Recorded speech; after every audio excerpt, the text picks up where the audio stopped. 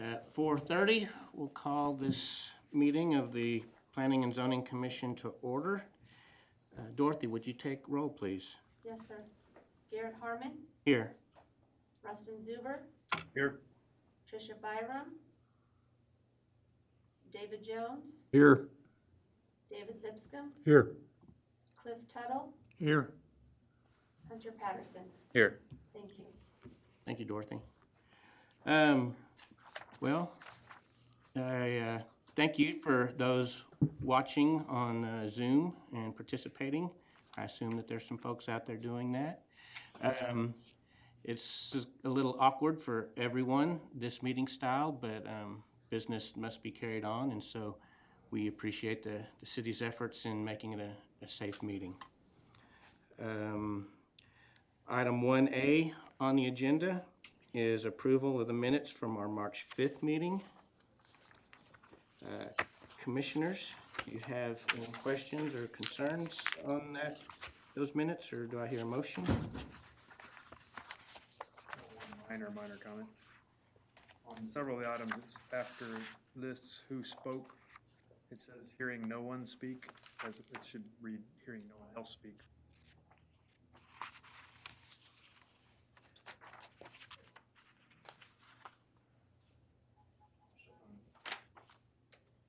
Two B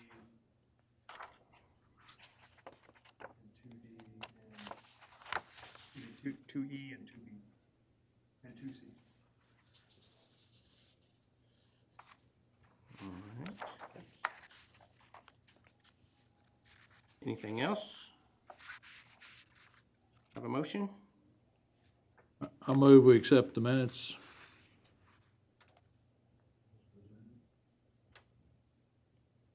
All right, I have a motion I'll second. and a second. All in favor? Raise your right hand. Motion carries 6-0. Okay. Item 2A, resolution on a conditional use permit. Drew? This is a public hearing, consideration, and action to recommend a resolution to allow a conditional use permit for a short-term rental on approximately 0.14 acres out of the John Young Survey number 118, abstract 375, more commonly known as 300 Guadalupe. I believe we have an applicant on the line. Ms. Pointer, are you there?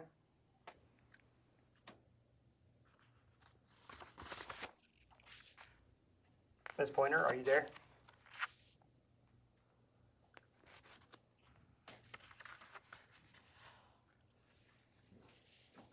I'm here. All right, thank you, Ms. Pointer. You have the floor. You can give your presentation to the commission.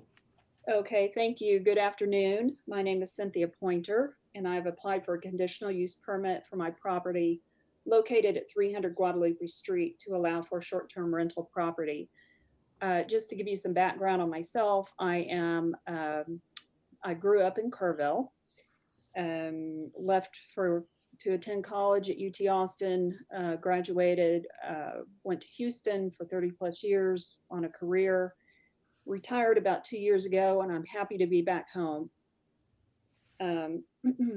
The property at 300 Guadalupe Street is a little piece of Kerrville history. It was originally constructed in the 1890s. And I'm retaining as much of the historic qualities as possible while creating a safe and comfortable short-term rental property.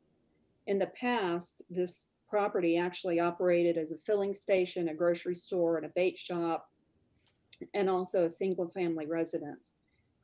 And growing up in Kerrville, I, as a young girl, would go into that store to buy ice cream and candy.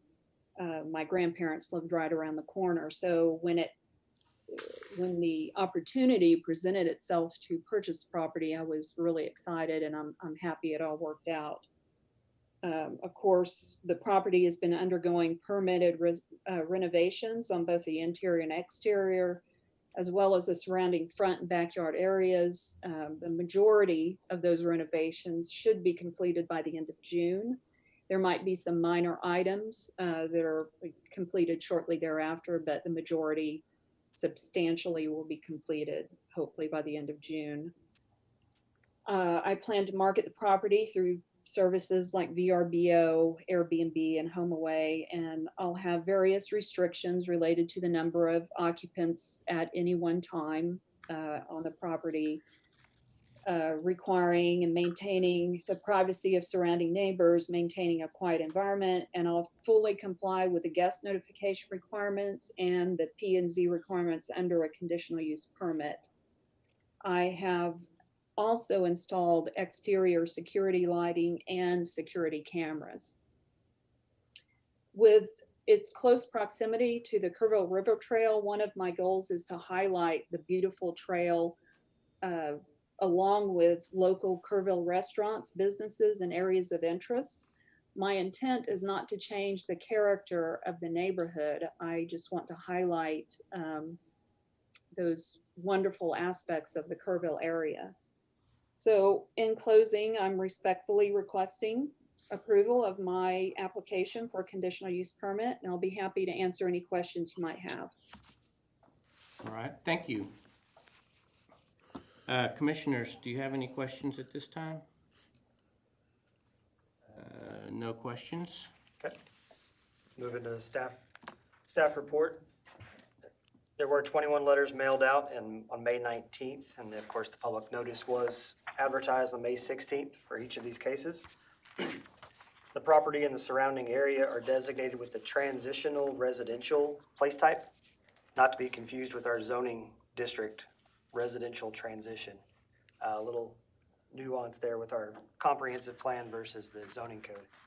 The transitional residential place type area supports a variety of housing types and a compact, complete network of streets, walkable streets, and easy to navigate by car, bike, or on foot. Housing types include small lot, single-family detached homes, patio homes, townhomes, duplexes, condominiums, or apartments. Limited amounts of local retail may be appropriate in certain locations. Since the underlying zoning is not changing with this request is consistent with the comprehensive plan. In your backup, you have the definition of the short-term rental unit from the zoning code. Facility used for the purpose of providing short-term lodging for compensation, architecturally designed to look like a single-family dwelling, occupied concurrently by the owner as an operator, or managed as a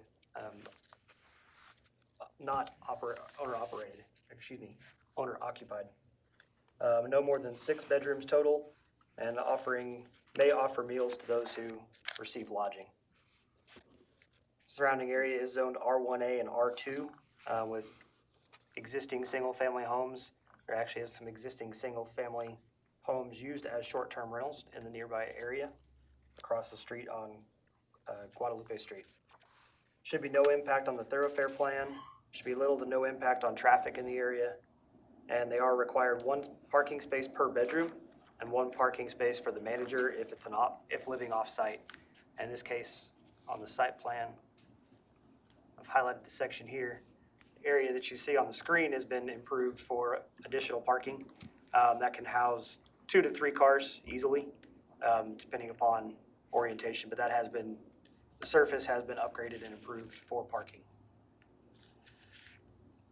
Staff recommends the following conditions for consideration along with the approval of the conditional use permit: that the short-term rental unit is allowed and shall follow the zoning code, including parking requirements. It shall post the attached guest notification along with the check-in information for the home. And the owner and operator of the property shall comply with the city's occupancy tax requirements as found in Chapter 94, Division 3 of the City Code of Ordinance.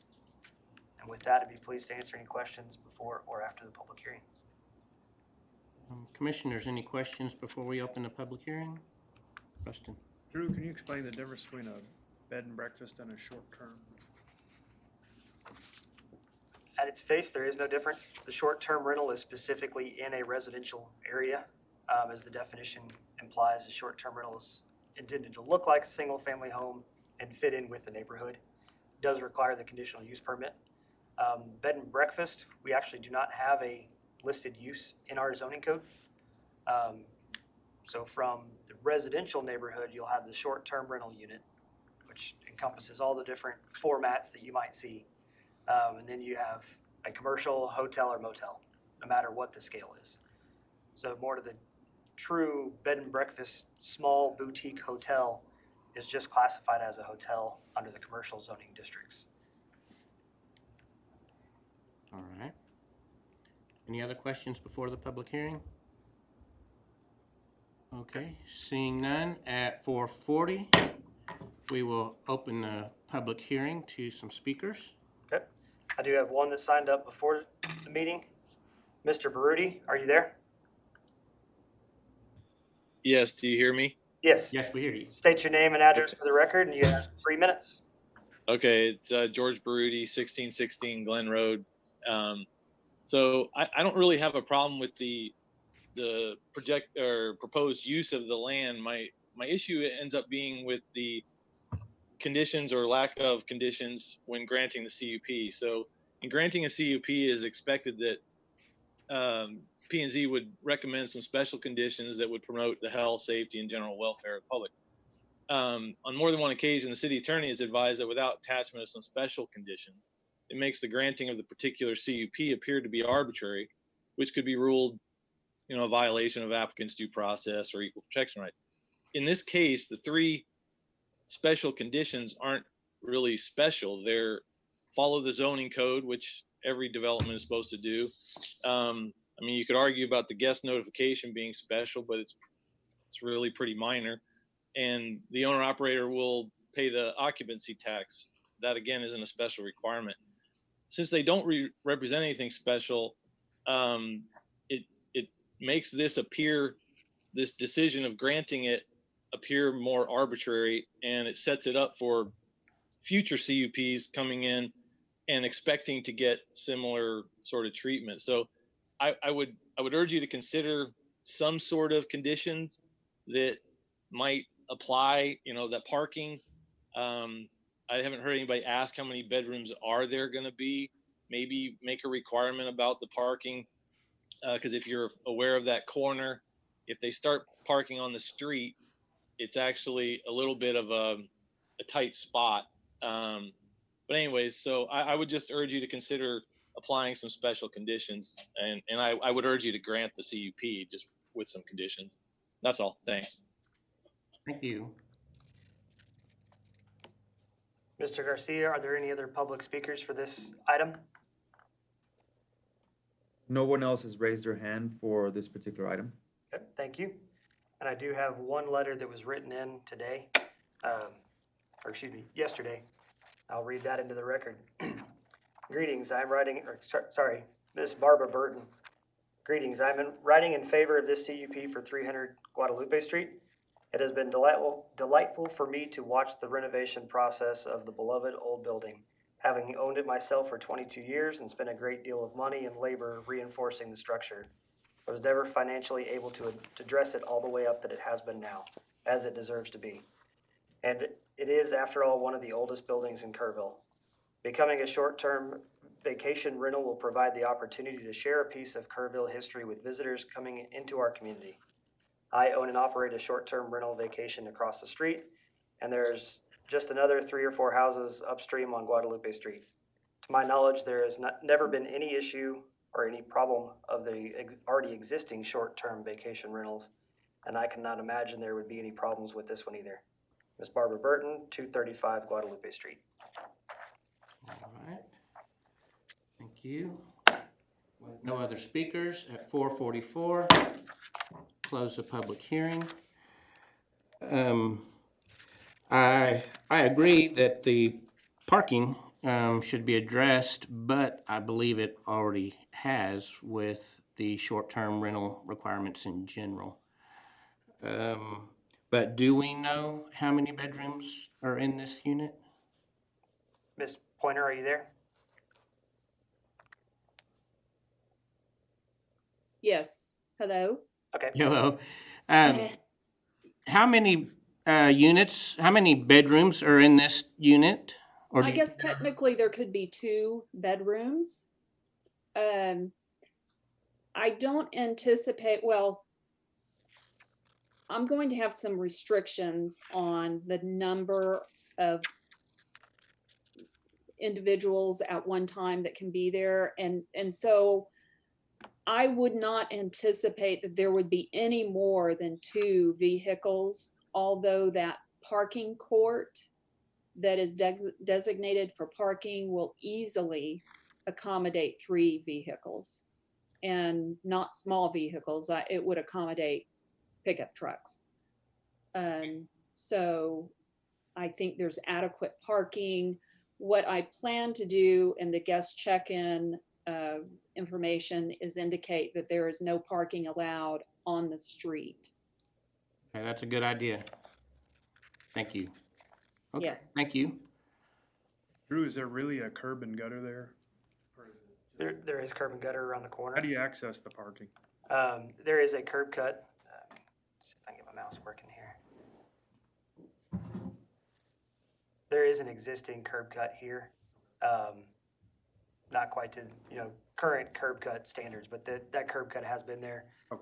Previous owner had that same area as a driveway. Ms. Pointer, as I indicated on her plans, has expanded that and improved that even further.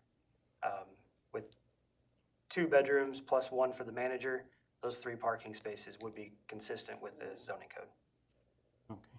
This plat looks like it shows a fence kind of running right through where that parking would be. Is that not there anymore? That is not there anymore. Okay. That was the existing fence.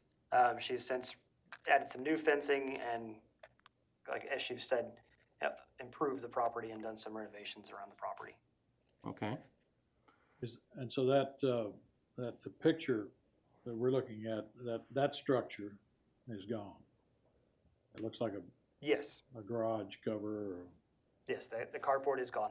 a carport. Okay. And there's no plan whatsoever that there would be parking on she is in what's crosshatched and shows as covered porch. I mean, that is a Right, there's covered porch existing. she's put the fence, which is fine. We couldn't tell, But if that was a filling station, that used to be the drive-through, I bet. That's correct. Mhm. Is there a stop sign there? There is. Guadalupe is 3, Hugo Street has a stop sign. Are there rules that there's how close you can park to that stop? Typically 20 feet. Yeah. So I would imagine, I don't know the exact number, but that sounds right. I would imagine with that curb cut, there is not room to park between the curb cut and Guadalupe Street. So you'd be parking almost in front of the corner of this property and overlapping the neighbor's property. Still be legal parking, but as Ms. Pointer mentioned, she's looking to make a condition for her tenants.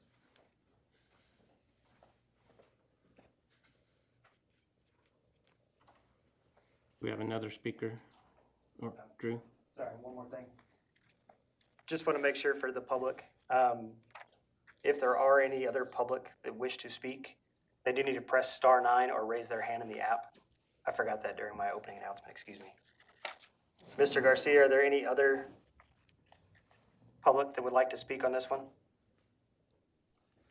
I have one individual, person with the last 4 of 7676. You are now unmuted. Hi, this is Kathy Nichols, and we had previously sent in our support for Ms. Pointer, and we're very pleased at the progress that she has made in the area as far as the improvements go. My family has owned a house around the corner since the 60s, and that neighborhood has certainly been transitional, to say the least. So we're very pleased that people are taking advantage of the river trail and the location and going to the extent that Ms. Pointer has made to make this such a nice place. There, as everybody probably knows, there are a couple of houses on each side that aren't so nice. So we're very happy to see the work that she's done, and we hope this gets approved. Ms. Nichols, if you Thank don't you. mind, can you announce your address for the record? 501 East Shady Drive, Thank you very much. and that's Wanda Lick and Kathy Nichols And I also sent in a written email in support, which you should have on file. That's correct. All right, thank you, Ms. Nichols. To address Mr. Baruti's concerns, I think that conditional use is just that, conditions. There are some conditions that we've placed on this specifically for a short-term rental that I think are appropriate. Different conditional uses would have different conditions that may apply.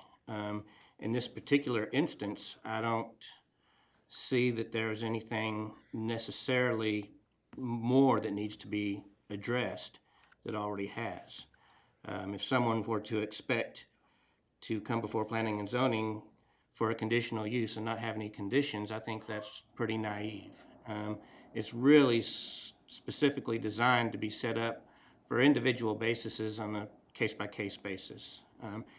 Just so, in my opinion, in this particular case, there really aren't that many conditions that I see that would really be necessary. Chairman, I'll add to that. From the zoning code, for the purposes of the zoning code, a conditional use is a use of the property designated in the land use matrix, which is otherwise not permitted in a specific zoning district, but which may become compatible through the imposition of and compliance with conditions related to the development of the specific property. And I feel we've addressed that with this CUP. Commissioners, any other questions or comments? Do I hear a motion? I'll make a motion, we accept the conditional use permit as presented. I'll second it. We have a motion to approve and a second with the conditions mentioned. All in favor, raise your right hand. Motion carries 6-0.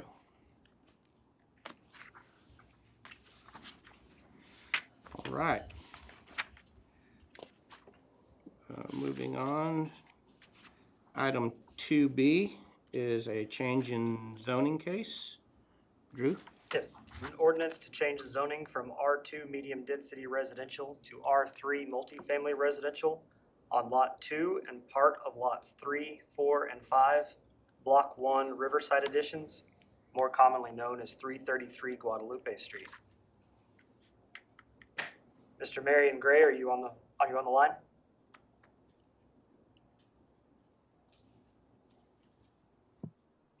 Yes, can you hear me? Yes. State your name and Yes. address for the record, and you have the floor to present to the Planning Commission. Okay, thank you very much. My name is Marion Gray. My wife Judy and I live at 2646 Saddlewood Boulevard in Saddlewood Estates. And we are proposing this in conjunction with Chase Gray Construction Company, who is Chase Gray and his wife, Stephanie Gray. We're requesting a zoning change from R2 medium density residential to R3, which is multifamily residential.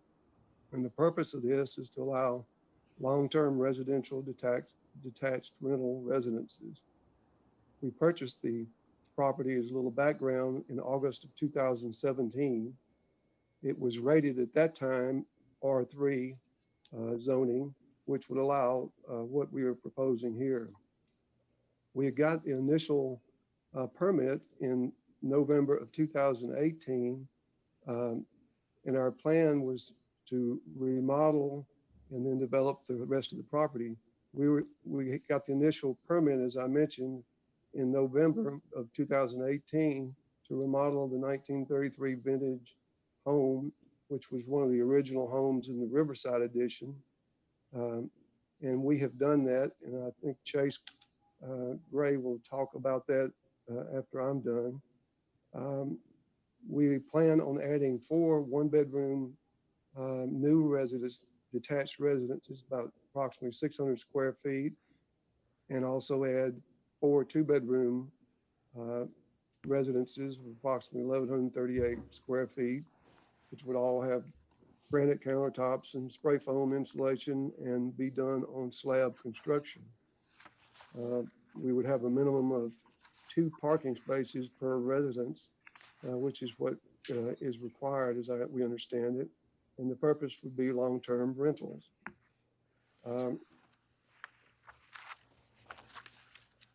We have done a number of things. We renovated the existing home.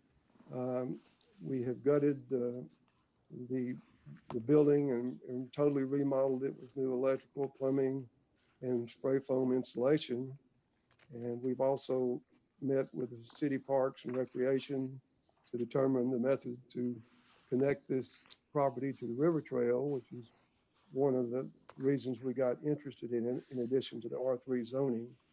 We plan on constructing a concrete walkway to directly intersect the river trail. We've discussed that with the city parks and recreation and gotten guidance from them. In November of 2018, December 2018, we had a floodplain study done by Hewitt Engineering to get approval to construct this within the floodplain. A portion of the property is within the floodplain itself. And we purchased the plans for the 1 and 2 bedroom residences that we'll build. And we've done energy code modeling on those residences. And we were instructed to, so long as we could meet all the requirements of the fire marshal and KPUB, that there should be no reason not to go forward with this project.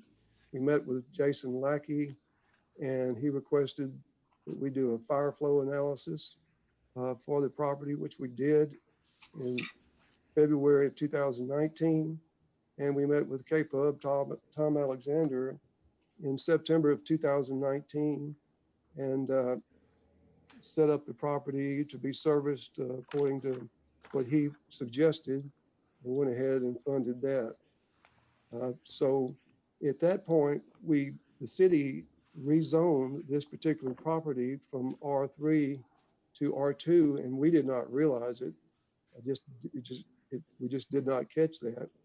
And then Mr. Paxton had informed us that we would need to have this property rezoned back to R3 in order to complete that project under the terms that we were initially planning. And so that's what we have requested, and that's why we requested the Planning and Zoning Committee to grant that R3 designation, so we could continue with this project. And I think that's basically all I intended to say, unless there's something else you have a question of me, and perhaps Chase Gray or Stephanie might want to add something to that. I do have a question regarding the floodplain study. Does the floodplain extend up into the area where these are going to be built? It's right along the edge of the property, and if you're looking at any kind of lot description, it's the back edge of the property, so it doesn't directly impact the 4 units on either side, 4 and 4 that it is. We had initially proposed 2 units, additional units, to be built in the back, and they would clearly be within the floodplain, but we eliminated those and elected just to go with the 4 that were up on the high part of the lot, rather the 4 on either side. Okay, thank you. Commissioners, on the site plan you have in your backup, you can see where the rear fence of their development is. The floodplain generally is south of that. So the fence would be out of the floodplain. Okay. I apologize, I don't have a map of the floodplain on here. But Drew, it also looks like there's access, like a sidewalk or a path.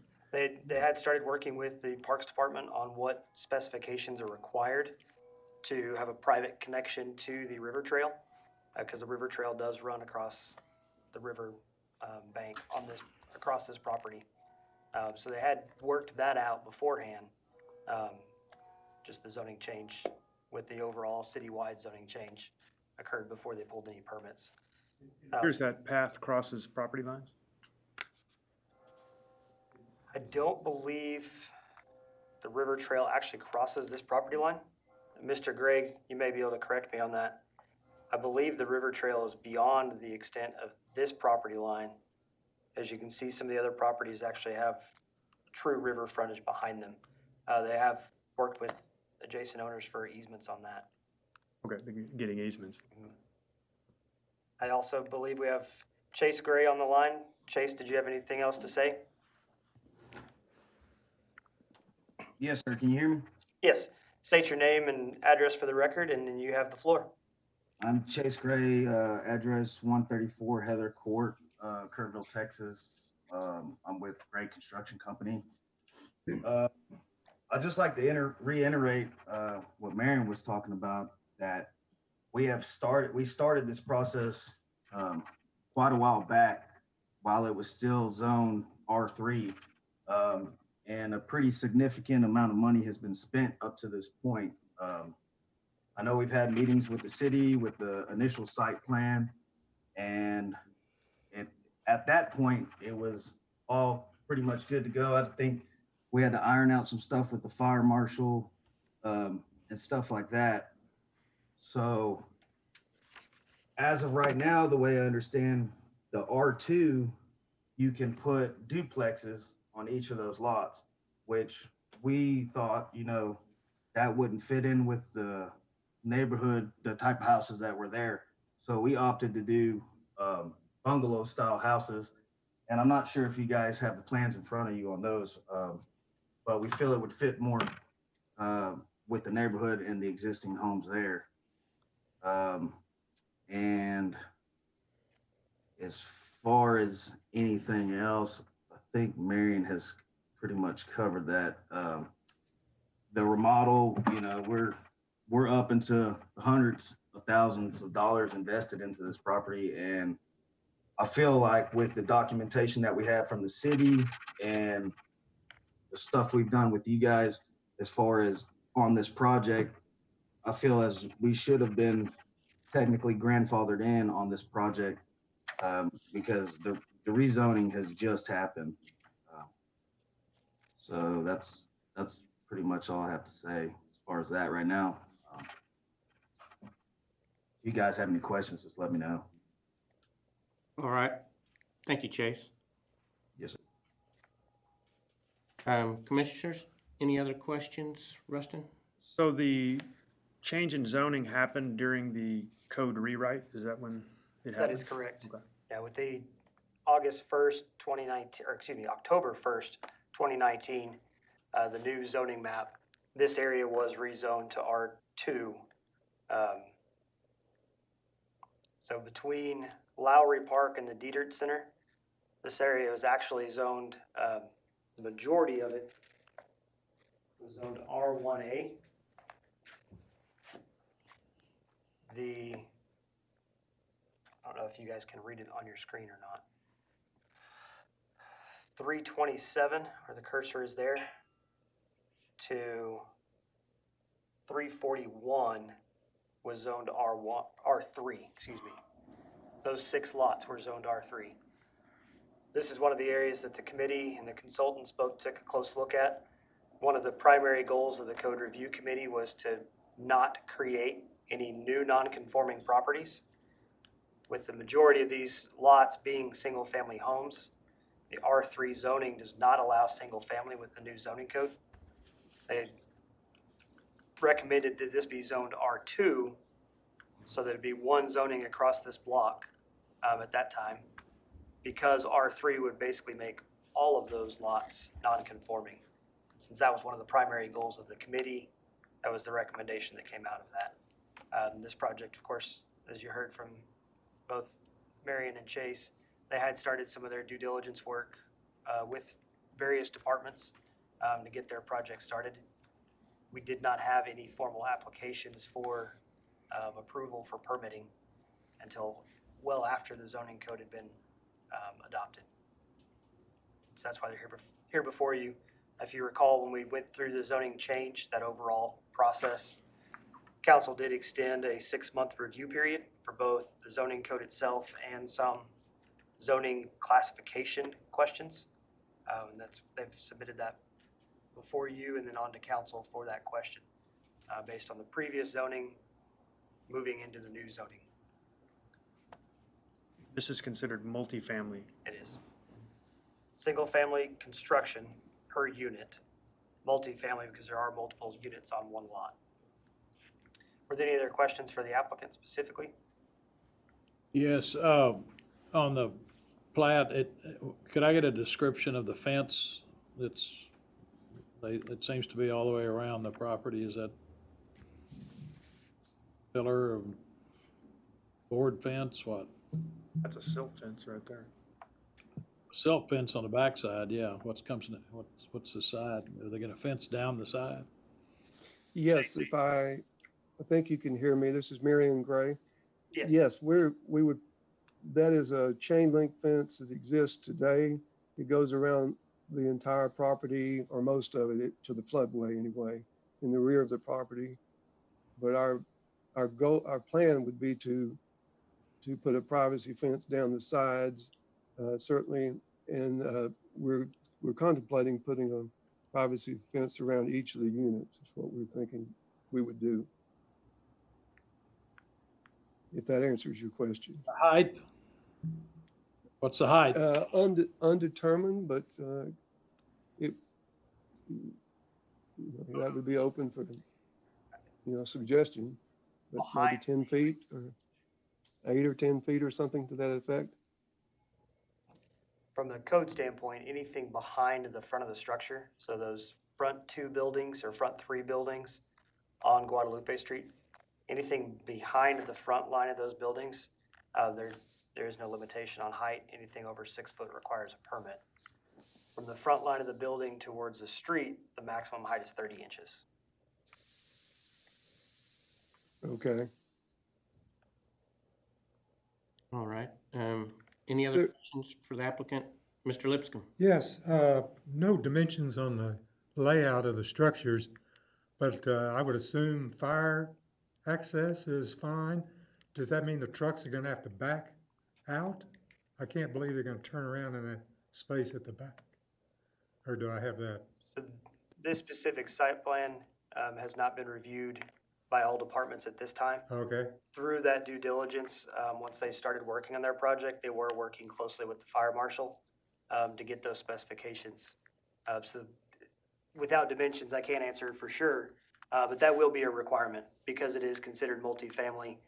Fire access would be required all right, to each of the buildings, and then without having to back out of the property. okay. Thank you. If there's no other Drew, questions. we have Mr. Gray that wants to respond. Okay. Mr. Gray, go ahead. Yes, sir. Can you hear me? Yes. Yeah, I just wanted to follow up on that question you just asked as far as the fire lane. We do have a full set of plans. We have submitted for the permit, but it's on hold as far as this rezoning. But as far as the fire lane, that's what the fire marshal requested. The widths and the turning radiuses are all right.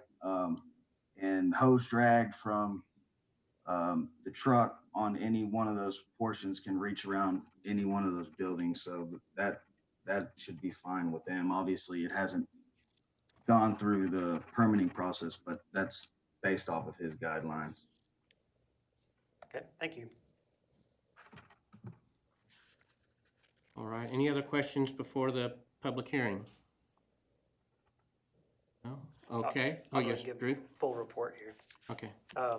17 letters were mailed out May 19th. The ad was advertised in the paper on May 16th.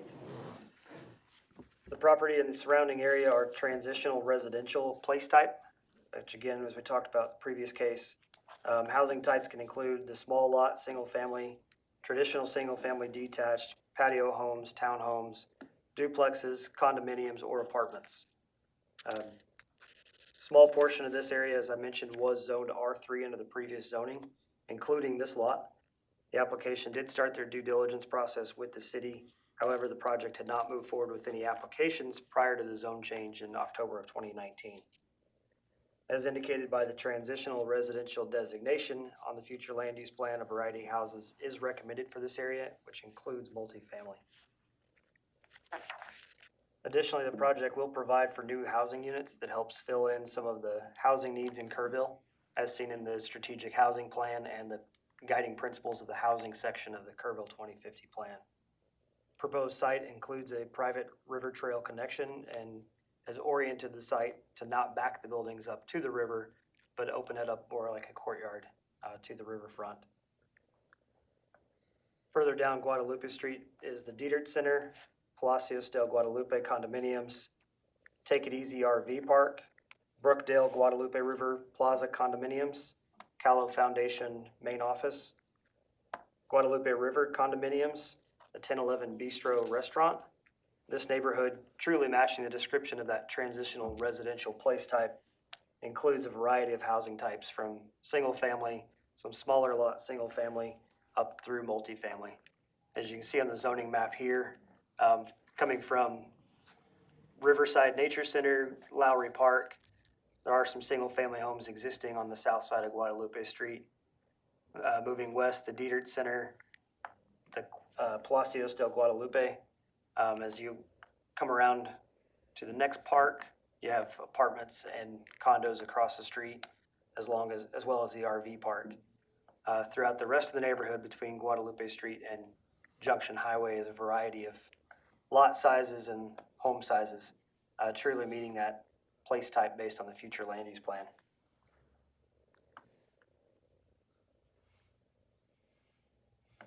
And here's the future land use plan showing that area. As you come around Guadalupe, you do run into the strategic catalyst area, which is that commercial corridor on Junction Highway. But this is consistent with the Kerrville 2050 plan and the future land use plan. The property fronts a collector, so it should not have any significant impact on the neighborhood. As you can see, the number of existing multifamily, although it is a busy street, it is carrying the type of load that would be anticipated for a collector street. Any traffic impact would be to be determined based on the final design of the project. And parking would be required to meet all requirements within the zoning code based on the unit count and the bedroom count. Staff recommends the request for approval and would be pleased to answer any questions before or after the public hearing. Any questions before the public hearing? No? Okay, at 5:12, we open the public hearing. Okay, I did have one speaker sign up ahead of time. Mr. Baruti, are you there? Yeah, I'm here. I was about to pass, but I guess I just have one question, because my problem had to do, or my issue had to do with questioning whether this was sort of spot zoning, because we're just zoning one lot R3. I understand there was like 5 or 6 lots that used to be R3. I get that, but I didn't understand. So Mr. Paxton said that currently R3 zoning does not permit by right single family dwellings. Is that correct? That is correct. Okay. All right. Well, that seems like a flaw, but that's a separate day for a different topic. So that was my only issue, how is this not to be perceived as spot zoning? Based on the consistency of the entire area, the consistency of the comprehensive land use plan, it would not be considered spot zoning. Okay, but we are just zoning one lot R3, while all adjacent lots will be something other than that, R2 or R1, correct? Correct. Okay, all right. That's all. Thank you.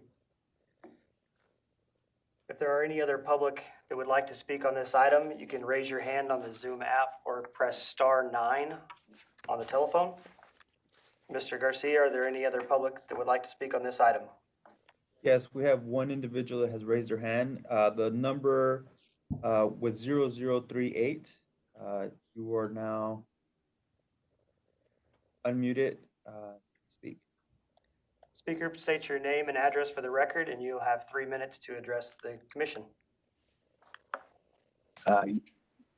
Yes, this is Lee K. Kapitanakis and Stu Kapitanakis. We're the owners of 327 Guadalupe Street, which is 2 residences down from this project. We bought here approximately 2 years ago. We bought because it was a single-family neighborhood. Everything from the Dietrich Center down, including the previous discussed resident, is single family. There are a number of the families living here with kids. The flavor and the nature of the neighborhood is single family. It's evolving and it's developing very nicely.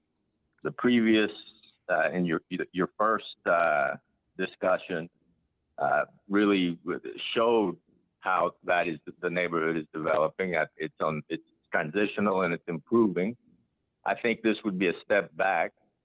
Had we known that it would become multifamily, we would not have bought here.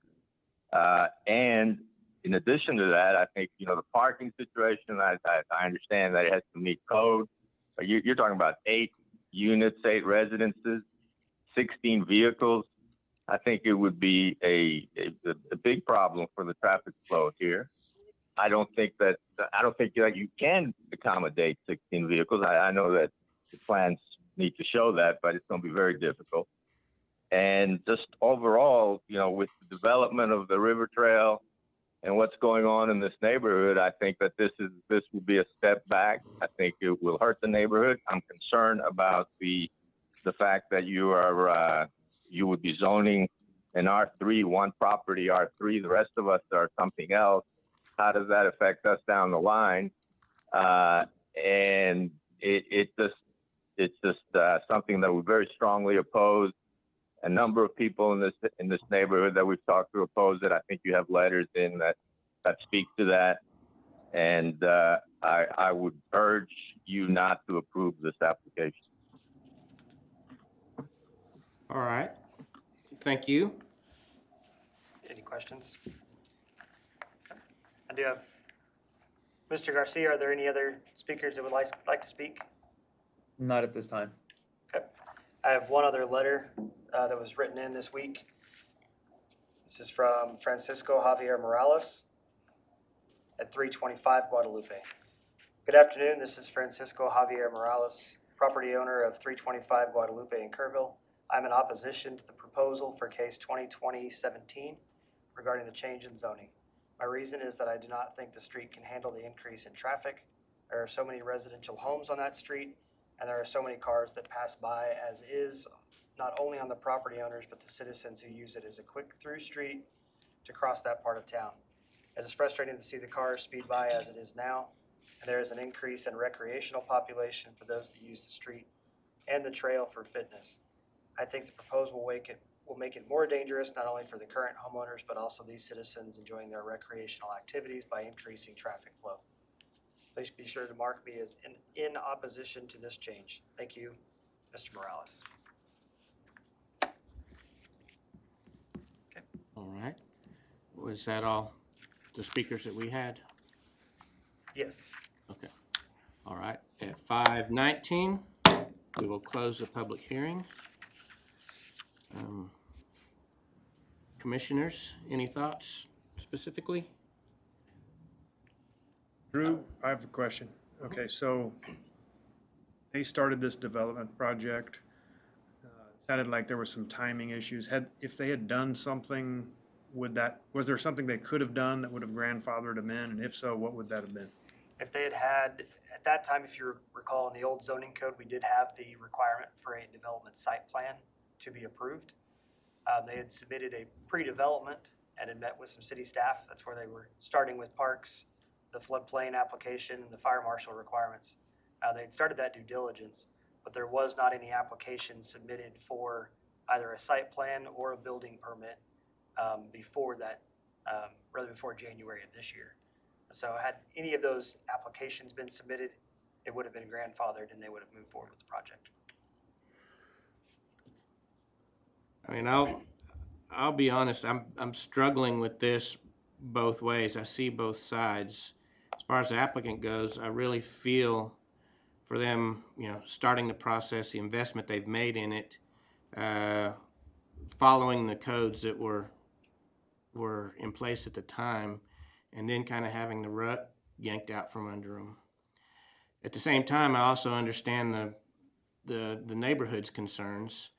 And actually, between this property and the Diedrich Center, there is a small sliver of property, I'm not sure exactly which one it is, but has this setup on it with only about 4 houses. They're very small, and to be honest, they're not very attractive. I see the need for this house type, but also could see it only being rentals for a short period of time while somebody prepares to move into a better place. And I don't want to set this up to where we have a condition like we have down the street.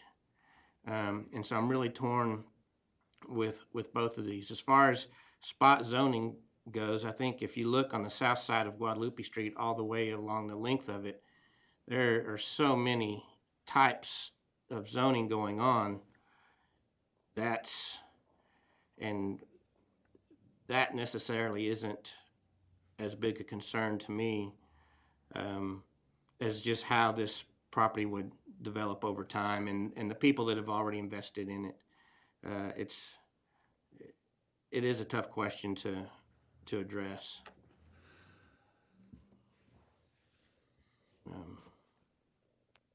And looking at the site plan as far as the fire and emergency access goes, if you look at that and see the width there, fire lane's 20 feet wide.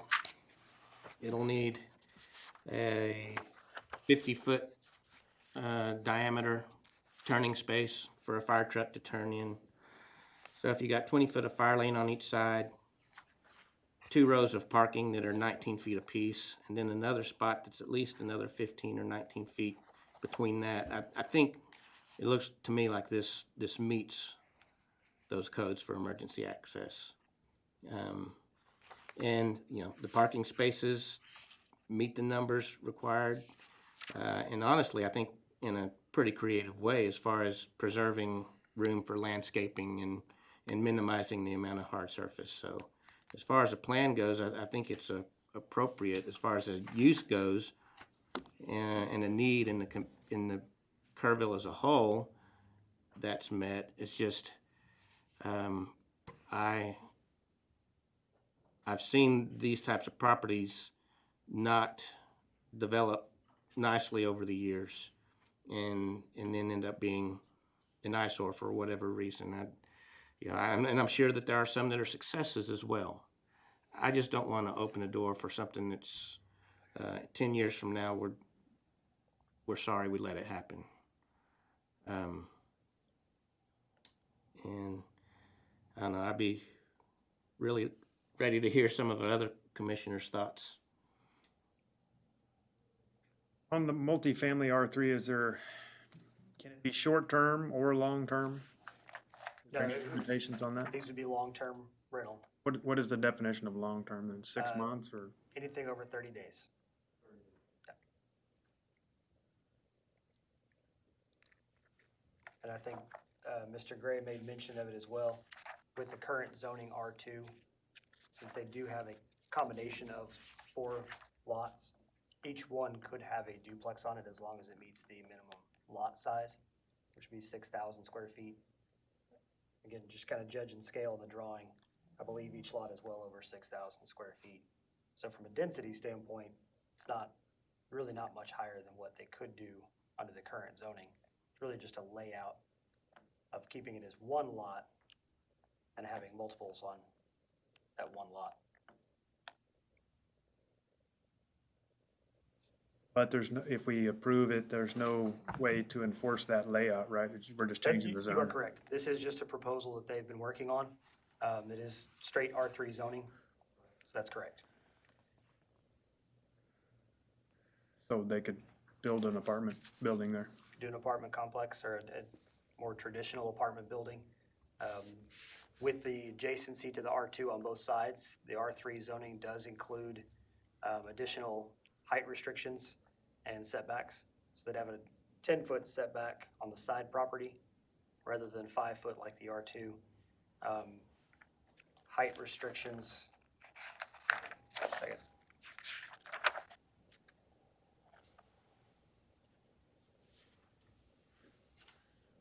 If they increase the setback 25 feet from the adjacent property, they could go up to 2 stories or 35 feet tall. If they increase up to 45 feet of setback, they could go to 3 stories. But again, scaling that 45 feet on both property lines makes for a pretty narrow buildable site inside of there. So still proposing single family as they've drawn up. It's 10-foot setback requirement. The city sent out letters, right, for each property that was changing zoning? For the overall citywide zoning? Yeah, I mean, how was this These cases, advertised? That was advertised through, of course, the multiple public hearings we've had through the process, multiple public notices on the newspaper and the website, and city website. For this case itself is our traditional 200-foot notification area for the adjacent property owners. Right, but the zoning change itself. Right, yeah, we did not send notice to all property owners specifically based on the mailing address.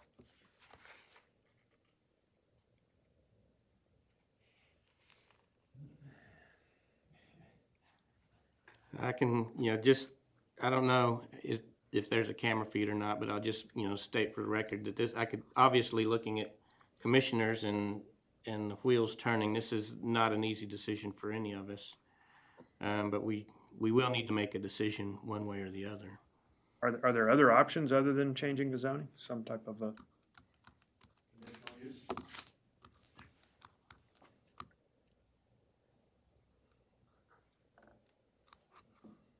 Conditional use in R2 would not get them to the multifamily.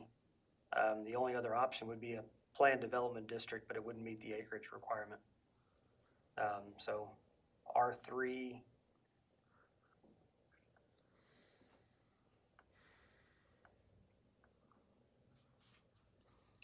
R3 is really their best option. I would say done properly, this could, in my opinion, done properly, this could be a benefit to the neighborhood. And I'm not one necessarily to be a pessimist and not one to assume the worst in people or projects. I would encourage the commissioners to vote what they feel is best. But, I would say that given the fact that they do have as much invested in this, that it does feel a need for the city as far as housing types. It could be a nice addition to the city. And I would say I drove that street this morning. There are lots of pieces of property on there that could use a lot of help, and just about anything being built new across that street would help. Again, I encourage the commissioners to, take your decision serious and vote your conscience, but I'm inclined to assume that this would be a benefit and be done well and properly and be an attractive addition to the neighborhood. I have had the position always that thank goodness that we have a grown-up zoning, that we got this thing done, okay? And I've also said that when you do that, that you're gonna make some issues, have some problems and whatever else. And for clarity's sake, once again, this was R3 before. That is correct. And when they started on it. I think your last presentation's correct, Garrett. I think that we have to, all through the planning program, we talked about the asset that the river represents. this is the highest and best river access usage that we can do. And so I'm really feeling that city's staying on top of what this final plan looks like and that it meets all the requirements, that this would be an asset to the city, so. Yeah, I don't love the idea of one or two pieces of property being zoned differently, but since it already was, and it sounds like they were doing the right thing before, it's a timing issue. Right.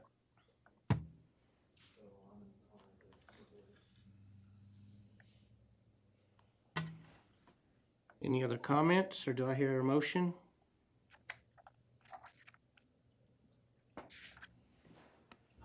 I'll make a motion that we accept the proposal as presented by the city. Have a motion, do I have a second? I'll second.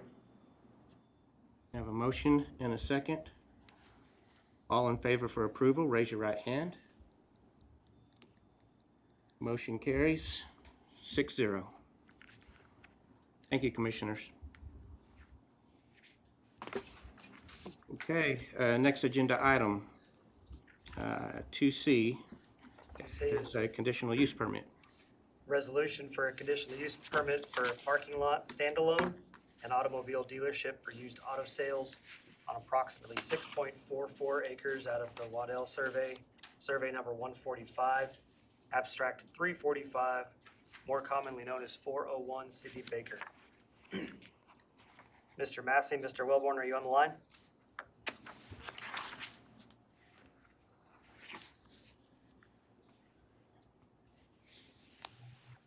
Yes, we're here. Okay. Yes, we're here. You guys have the floor for your presentation to the commission. State address. Oh, and state your name and address for the record, please. Yes, I'm Terry Massey. I'm at 310 Colvin Ranch Road, Kerrville, and I am general manager at Ken Stopel Ford for, I've worked for them for almost 30 years. And we have been looking for places to expand our lot for years. We are landlocked. We tried to buy HEB, but they said they wouldn't sell it. And we've looked everywhere for property, and we've often tried to buy 401 Sidney Baker, which was Big Earl's for many years, and then a bakery after that. And it was quite an eyesore for us for many years. And we, several realtors approached them on our behalf, and they never would sell. And then one day, I guess several months ago, maybe last year, a local realtor walked in our office and said, "Hey, they're fixing to sell that property. Y'all interested?" And we said yes, we were, and we bought the property. So it's been a long need and wish for us to gain some breathing room where we're at. We're on about 6 acres now and just completely out of room. And so we were able to acquire the property, and with the understanding that we could expand over there a little bit. So leased some property in town, and actually before that came about, and our wish is to put our pre-owned lot on the 401 lot across the street and have a little bit of expansion room and breathing room. And so that's what our request is, just to basically expand our footprint from 400 Sidney Baker South.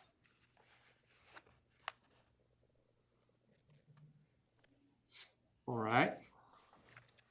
Thank you. Drew? Okay.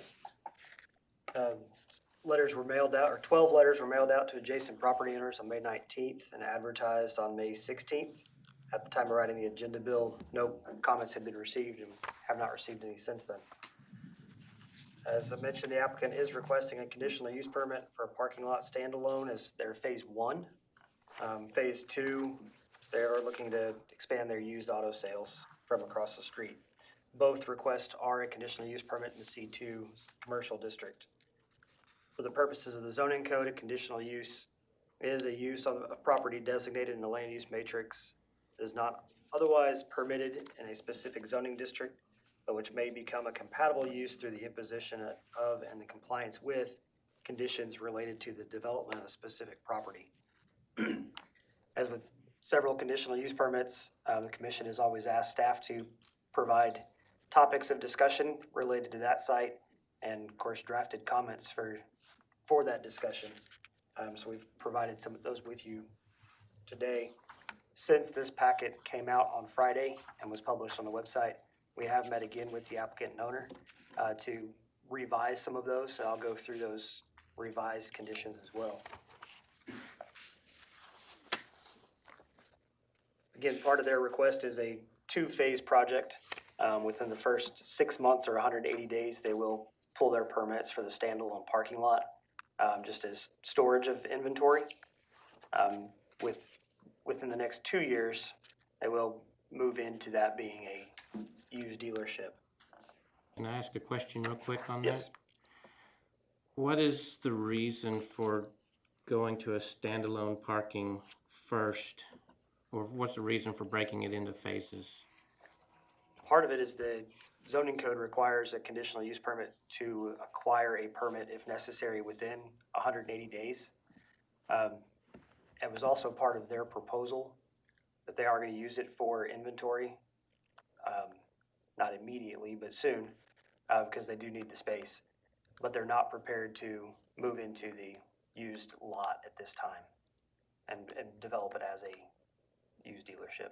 And so what happens when the 2 years expire and development hasn't been done? If they have not moved into the used car dealership within 2 years, the conditional use permit does expire. The standalone parking conditional use, does that expire? Or could it be standalone parking in perpetuity? I'm gonna check my conditions, 1 second.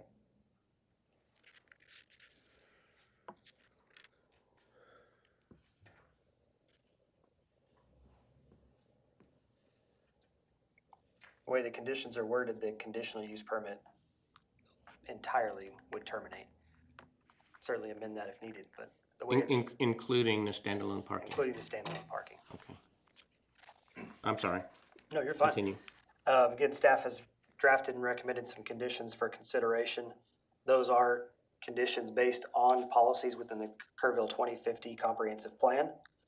These conditions address things such as site grading and drainage, the clean stormwater runoff to the river, safe pedestrian travel, public right-of-way improvements, tree preservation, landscaping, and the overall project as it is on one of our gateways in and out of the community. Adjacent properties are zoned, or this property is currently zoned C2. To the north is zoned public and institutional for the Texas Department of Motor Vehicles. Mixed use to the south for the LBD corporate office. To the east is zone C3 where the existing Ken Stopel Ford dealership. And to the west is R2 medium density where there's one vacant lot and a few single family residential homes. With the property being located at the corner of Lehman Drive, a Collector Street, and State Highway 16 or Sidney Baker's south, primary access, they actually have primary access off of both. One curb cut off of Lehman, one curb cut off of TxDOT proposed. Due to the high traffic volumes on the Highway 16, they're not anticipating any additional traffic impact. With the new and light installed by TxDOT, helping to mitigate that so you are entering and exiting near a controlled intersection. The existing curb cut on there,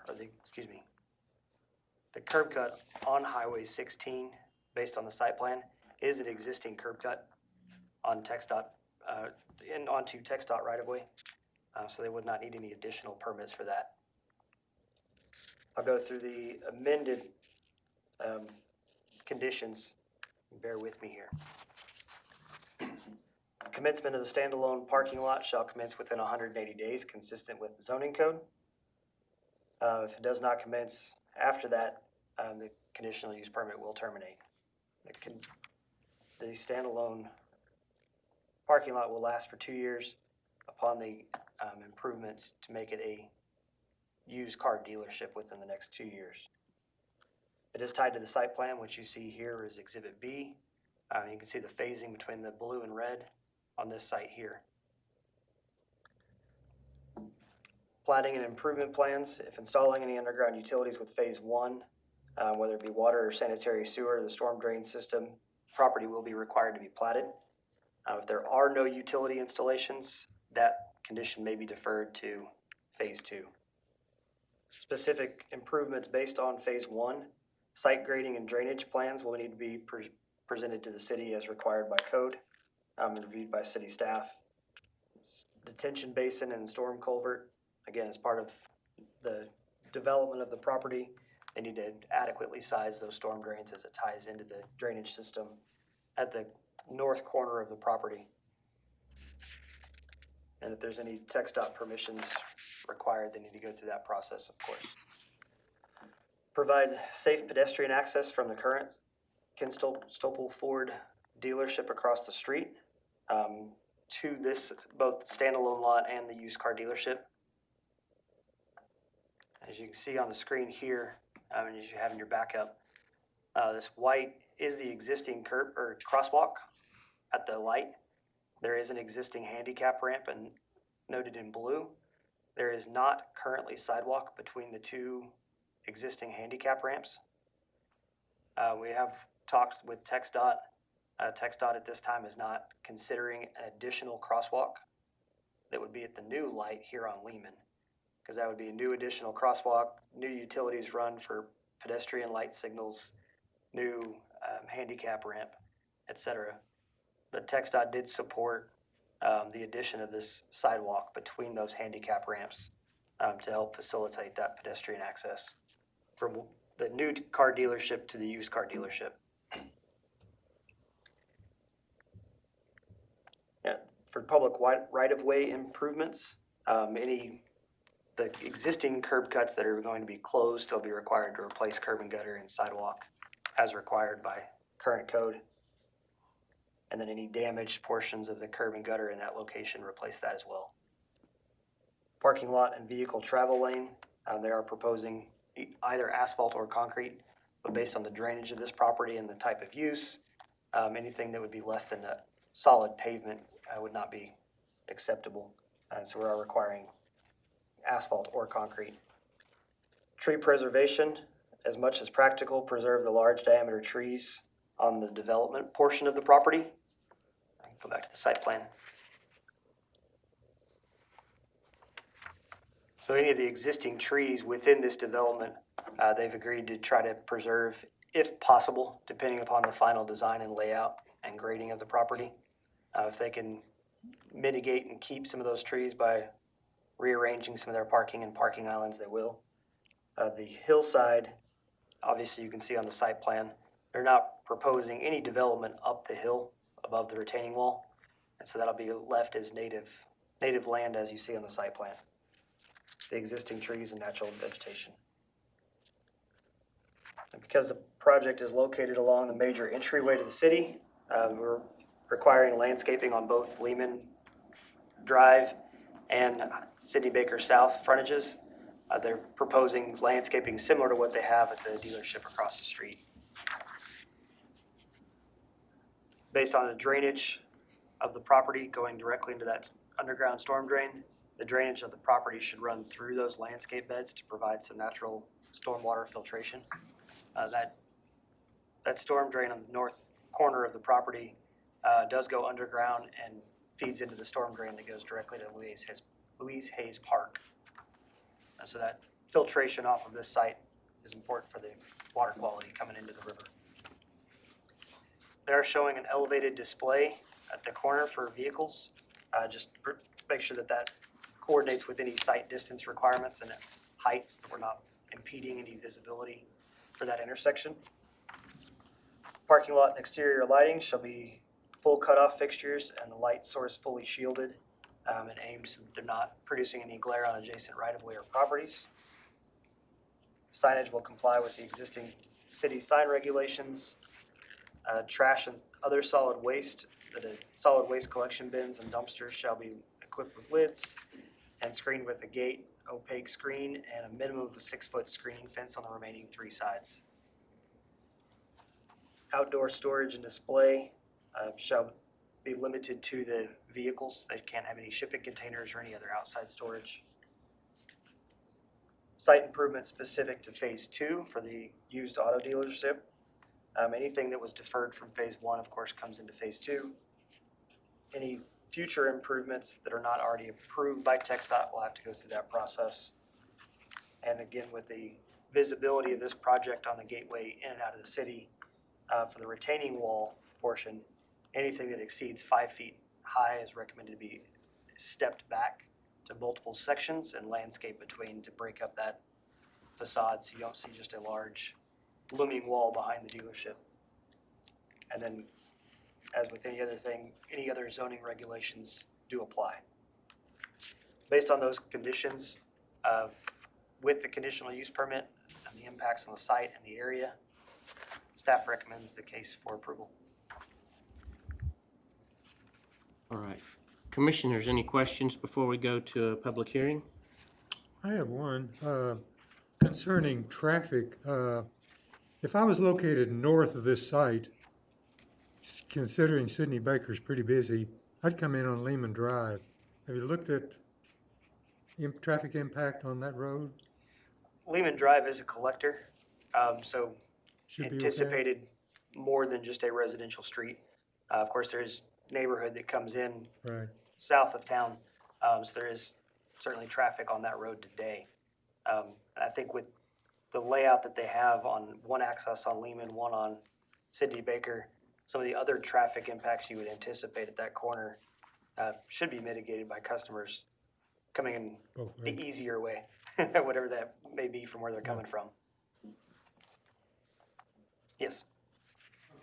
Got a question on landscaping. Is this because it is a parking lot? Is that what is, That was the starting point as we looked at the standalone parking. As you recall, when we talked through that amendment to the zoning code, landscaping being an important piece of just a freestanding parking lot. Also carries into the dealership side. As you've seen at the existing Ford location, they have both landscaping on Sidney Baker's side with kind of the grass hill and the trees, and on the La Casas Drive, they do have landscape beds lining the front of the property. To make both sites consistent, they were proposing landscaping anyway. Also helps to mitigate the stormwater runoff and the drainage as it goes into the storm drains, and as a aesthetic piece for the gateway. We are not specifying what that landscape is. They're proposing to match the existing dealership, so. I'm like Mr. Lipscomb, I'm concerned about the traffic, coming down off that hill, and if you going to the hospital, you get in that try to get in that left-hand lane. I can't see if that's the only other access coming out of there at the south end of the property. To try to make a left turn out of that means, I think that some TxDOT would probably frown on that. Also don't want another light. That'd be another light within 3 lights within 100 Right. yards. Yeah. I suspect we'd have that same discussion with any development on this site, whether it's a conditional use permit or not. I think by allowing access on both streets and limiting it to one access on both streets, I think for the most part, your customers will start to figure out what's the easy way out depending upon the direction they're going. You're right, it is a left-hand turn across Sidney Baker at any location is certainly tricky. I think the proximity of the traffic light will help mitigate some of that. You'll have some windows of opportunity, but any development on this site's gonna have that same issue. I don't know that it's specific to the used dealership. Almost to the point of making it a exit, I mean, not letting Right in, anyone right turn out. left. Northbound, turn left into that. Right. I've seen in some locations TxDOT require that. With this being an existing curb cut, I don't know that TxDOT would or if they will. We've seen similar discussions, for example, on Hobby Lobby. Them keeping their existing curb cut, it is right in, right out because of the proximity to the light. This has a further distance from the stoplight. So I don't know if that would be TxDOT standards or not. All right. Any other questions before the public hearing? Okay, at 5:50, we will open the public hearing. If there are any public that would like to speak on this item, please raise your hand in the Zoom app or press *9 on the phone. Mr. Garcia, do we have any speakers? Yes, we have the applicant wanting to speak again. I'm gonna go ahead and unmute them now. Hello, this is Mike Wellborn at 631 Water Street. We did the engineering for this and the future phase. So just to address the parking and the traffic, one thing to note is that all the parking spaces you see are actually display parking. The proposed parking for the customers is actually going to be less than what the previous use was. So just kind of a guideline for what the parking was previously to what the traffic will be now. Okay. Thank you, Mike. Have any other public comments? Yes, we have Mr. Baruti.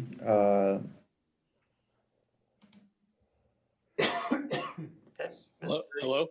Hello. You have 3 minutes. Okay, so similar to Commissioner Harmon, I think we're kind of overcomplicating it unnecessarily with the standalone parking thing. If all we're doing, or all Ken Stopel is asking to do, is store inventory, then it seems to me it's already a part of a dealership. So it seems like you could cut through some of this by just looking at, approving a CUP for a dealership, because they're not actually parking cars there. They're storing inventory for a dealership. I understand that they're not ready to make it a point of sale location just yet, but it is essentially an expansion of their current dealership. So why not just approve that or deny it, whatever, based on that? The only other thing that I'm concerned about, it doesn't mean, I think you should approve it regardless, but I don't know that it's a good idea to even encourage pedestrian. It's not a good idea to have a business working their business across Highway 16. So if we're talking about storing inventory that's going to be pulled over to the main location, fine. If we're talking about having a separate sort of used car lot, fine. But if we're talking about sending customers back and forth, if you've driven in that area, it's confusing as all get out where you're supposed to go. And I can't imagine it's very safe for a pedestrian to try and make that move. So I would urge you to consider just making it a CUP for used car dealership and dispense with the 2-year wait and all that kind of stuff. That's all I have. Thanks. Thank you. Any other speakers? Not at this time. All right, at 5:53, we close the public hearing. Commissioners, any thoughts or concerns? What were the revisions that the applicant and you made? As we talked through, particularly to the drainage component, the hillside will be draining behind the retaining wall. That will be mitigated into the detention basin that you see on the site plan. The drainage across the site, the developed part of the site, running through the landscape bed that they are showing or proposing, kind of took place of the bioswale comment that we had before, because it's not the entire site running through it. As we got a little deeper into it's obviously not a fully engineered drainage plan, but as we got into more details of the drainage plan, that was part of their plans anyway. We didn't have a landscape plan to review when we got the application. So as we got into those details, we agreed that that was acceptable for this site. Because it is not fully engineered on the detention basin, there was some concern on the safety depending upon slope and depth of that detention basin being immediately adjacent to the right-of-way. Depending upon what the final design is, they've basically agreed they don't want the liability either. No need to put conditions on an unknown circumstance at this point. If there are already safety conditions, either by building code or the engineering design of it, those will be handled appropriately.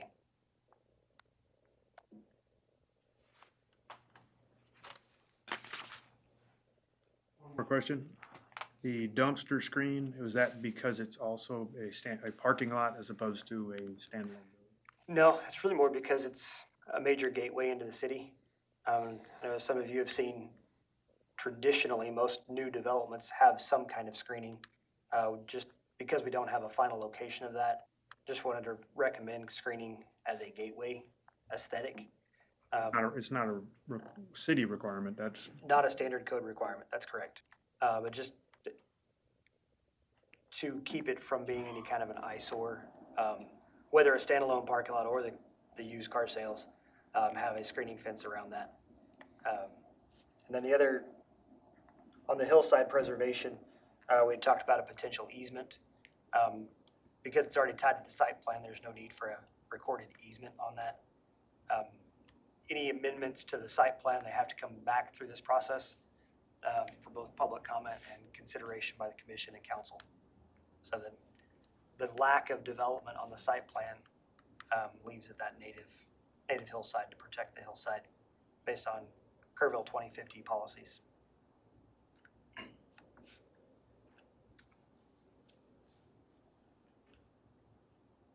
All right, any other questions? Do I hear a motion?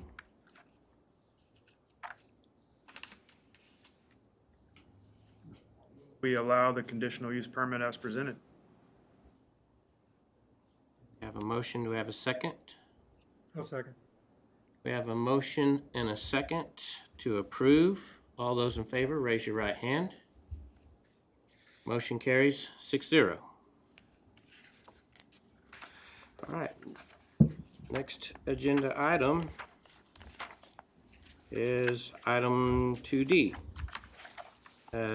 zoning change. An ordinance to change the zoning from C2 light commercial to C3 general commercial, which includes the proposed amendment for the future land use plan of the city's comprehensive plan.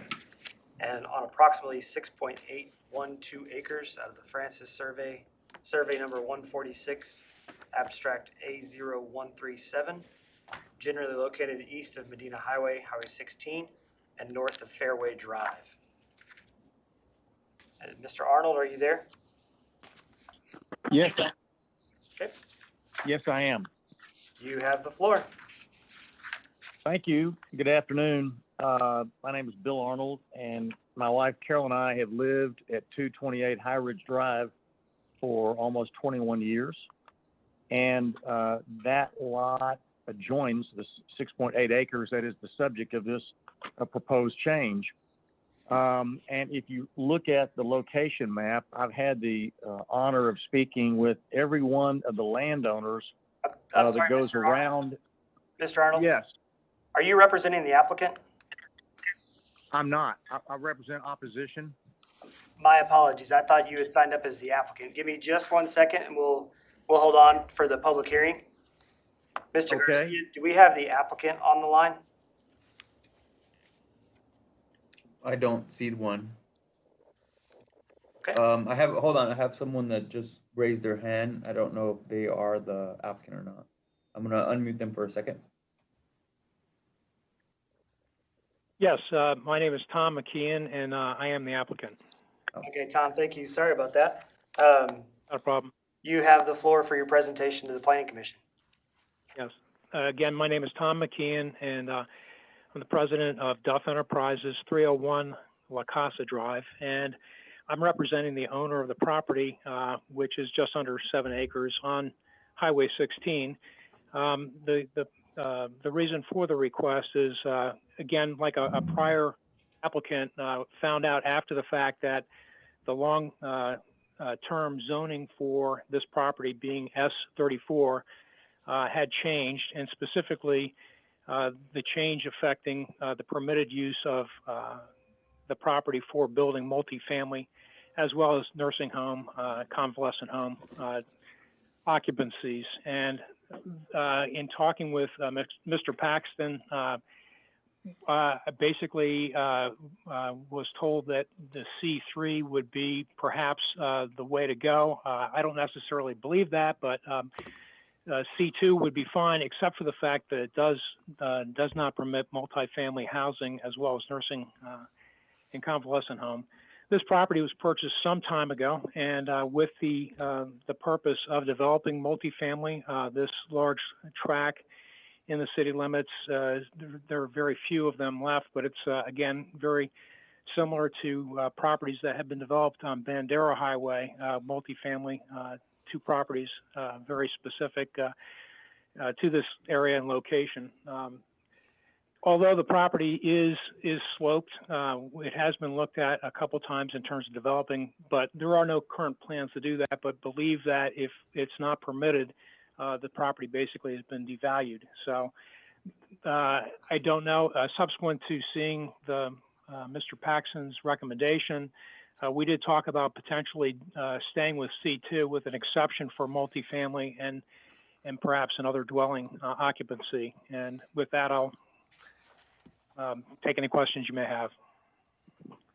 Okay. Commissioners, do we have any questions for the applicant before we go to public hearing?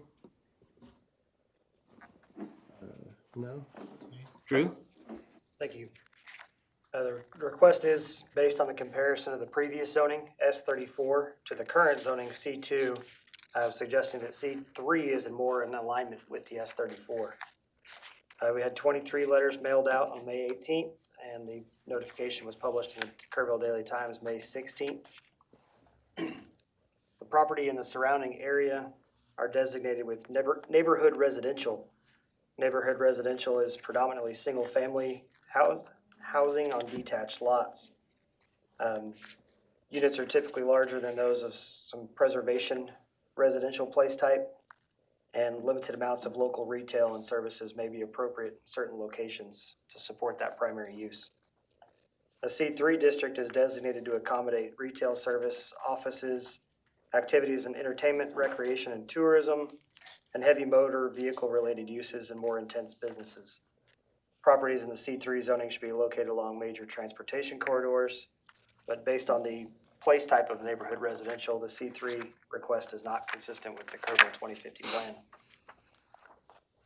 In comparison to the zoning district, S34 was the previous zoning in this area used to permit the development of small offices. Single-family residential uses were not appropriate for that, except on a conditional basis. The purpose of C2 is to accommodate a wide array of retail, office, and service uses, and therefore attract customers from across the community more as a community retail or community commercial area. Lots may be somewhat larger than those in C1 and accommodate buildings up to 100,000 square feet. Purpose of C3 from the zoning code, again, is retail, service, and office, entertainment, recreation, tourism, and heavy motor vehicle-related uses. Variety and cumulative list of C3 reflects high traffic volumes and visibility in the transportation facilities serving these locations, and thus potential to attract customers from a broader regional area than just C1 and C2. As we compare the zoning to the place types in the future land use plan, based on these purpose statements and descriptions of the actual zoning districts, C2 would be more akin to the community commercial, which you actually see on the land use plan of the property to the north. Again, more of a community-based retail and office type uses.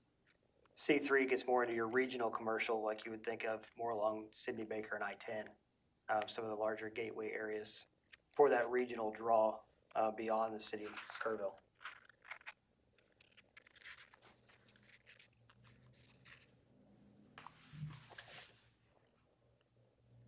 There we go. Property is currently zoned C2. To the north is zoned R1. To the south is a row of lots on Fairway Drive zoned C1. To the east is R1 single family, and to the west is outside of the city limits. And again, there is no zoning in the extraterritorial jurisdiction. This tract of land has approximately 770 feet of frontage on Medina Highway or Highway 16, as a principal arterial with one existing curb cut on the northern end of the property. Traffic impact would be determined on the specific use or the proposed use of the property, along with parking, and would be consistent with anything within the zoning code. Based on the policies contained within the Kerrville 2050 plan, staff recommends denial of the request. However, if the Planning Commission does recommend for approval of the case, please include an amendment to the future land use plan as part of the recommendation.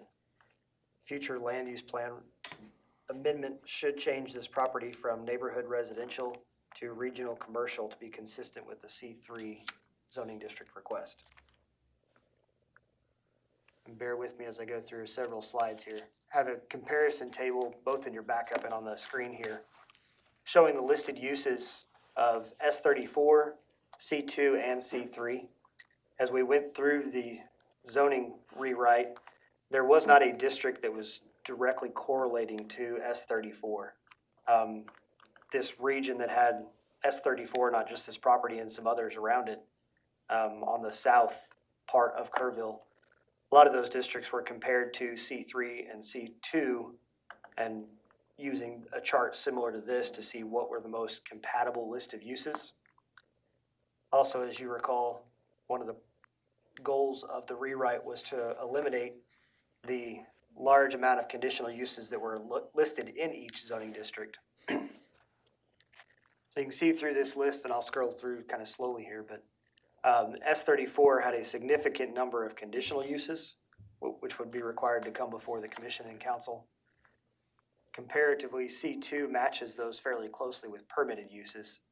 And you'll see through here the additional uses included in C3. As Mr. McKeon pointed out, multifamily was allowed in S34. Multifamily is not allowed in C2. And multifamily is permitted in C3.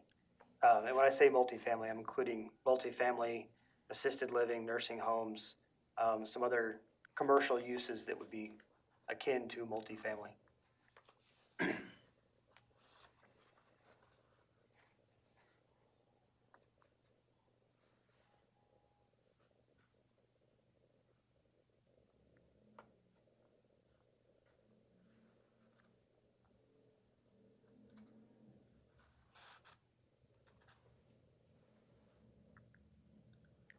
As you can see at the bottom of the table, just as a numerical comparison of the list of uses, the permitted uses allowed in C2, there's 102 listed uses. C3, there's 144 listed uses. S34 only had 21 permitted uses. Again, one of the goals of the rewrite was to eliminate the number of conditional uses, and I think this speaks for itself as well. C2 has 21 conditional uses, C3 17, and S34 had 78. Obviously, totaling those up together, I have several variations of those uses as you go through those codes. And with that, I'd be pleased to answer any questions before or after the public hearing. Thank you, Drew. Commissioners, any questions before we go into public hearing? No? Okay. At 6:09, we open a public hearing. I do have a couple that signed up before the meeting started to speak. If there are any other public that would like to speak during the public hearing, please raise your hand in the Zoom app or press *9. Mr. Arnold, are you there still? Yes, I am. Okay, Mr. Arnold, thank you. Again, give your name and address for the record, and you have 3 minutes. Thank you. This is Bill Arnold, and my wife Carol and I live at 228 High Ridge Drive, and our backyard adjoins the 6.8 acres that's the subject of this issue. And so we've lived in this house for almost 21 years, and if you're looking at the location map right now, I've had the opportunity to speak to every one of the residential landowners that go around that 6.8 acres except one. And I could not find the owner of lot 105, but all the other landowners are unanimous in their opposition to this zoning change. And they really are, we're all concerned about the value of our property, the quiet enjoyment of our homes and the lots, and that a multifamily apartment complex right in the backyard of our homes is concerning. I think there's a reason that it's currently not allowed.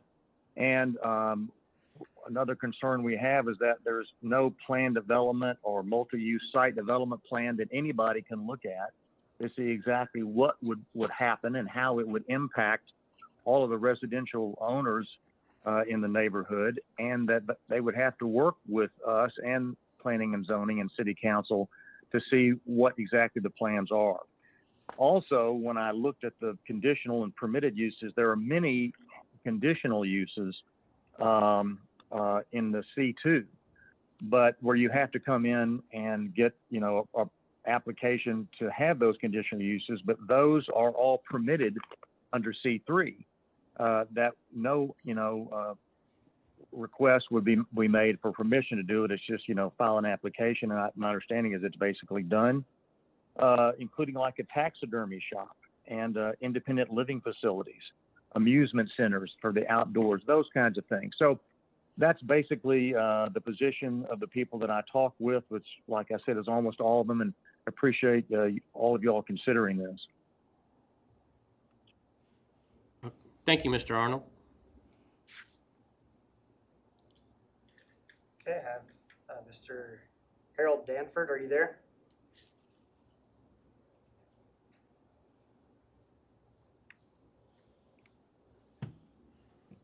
I am here. All right, Mr. Danford, if you could state your name and address for the record, and you have 3 minutes. All right, thank you very much. Good afternoon. My name is Harold Danford. I'm here with my wife, Wendy, and we live at 240 High Ridge Drive along with our 2 children. If you look at the map, we own 3 lots. Our residence sits on 3 lots that backs up to the property in question. And mainly it's our backyard, just like Mr. Arnold said too, that backs up to this piece of property. We've lived at 240 for the last 5 years. We really enjoy the tranquility of the neighborhood. It's one of the reasons that we moved there.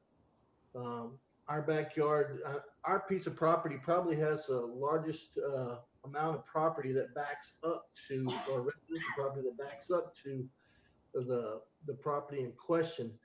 I would just reiterate everything that Mr. Arnold said. I don't want to, you don't need to hear it twice. I've been here a long time this afternoon, but we agree that it would also devalue our property, and not only our property, but our lifestyle, our home. And one of the reasons that we live in Kerrville, it's such a nice community. And if we have something like that right in the backyard of the neighborhood of River Hill and High Ridge, it would definitely be a detriment.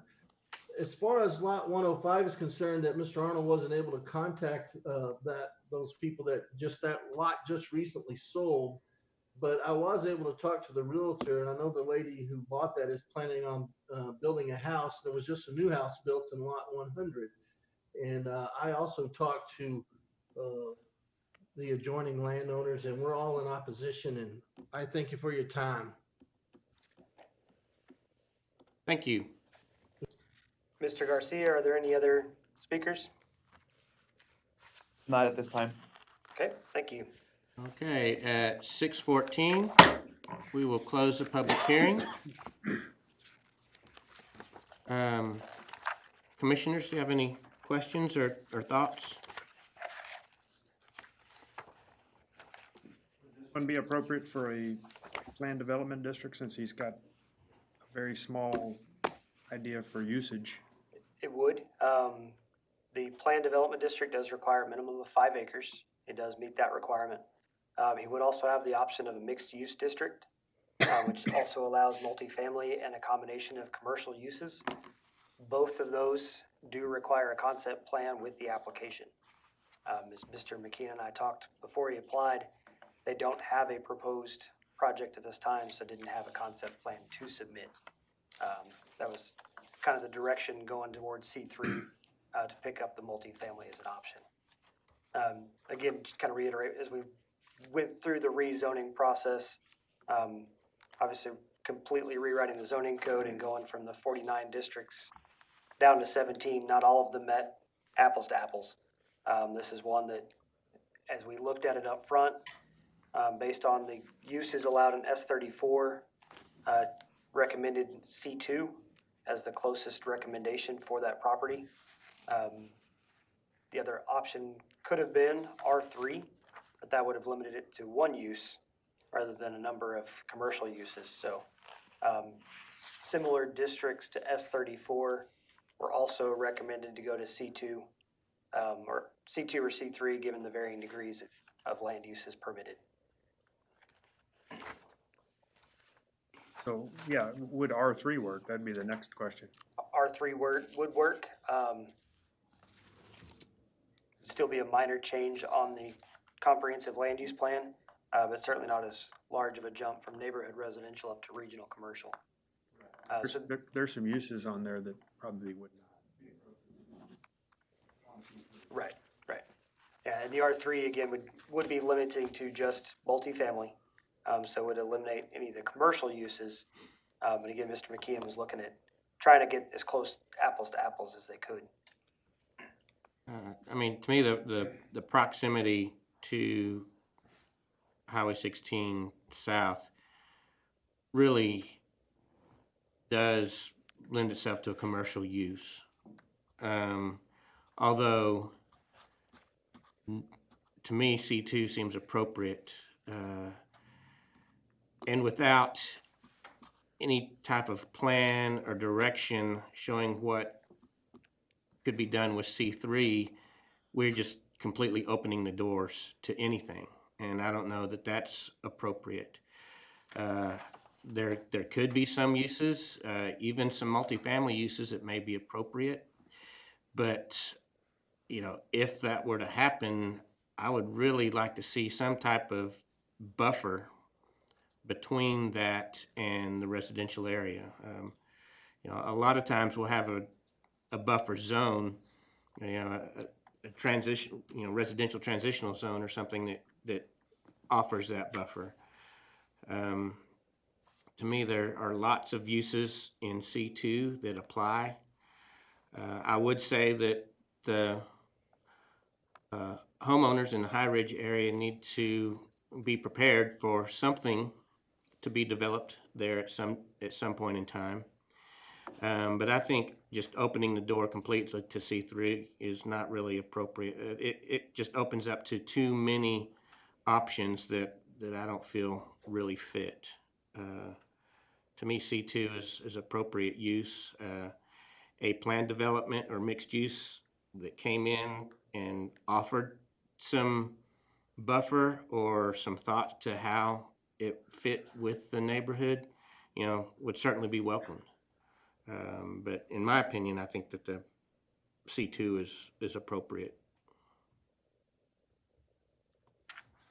Any other commissioners?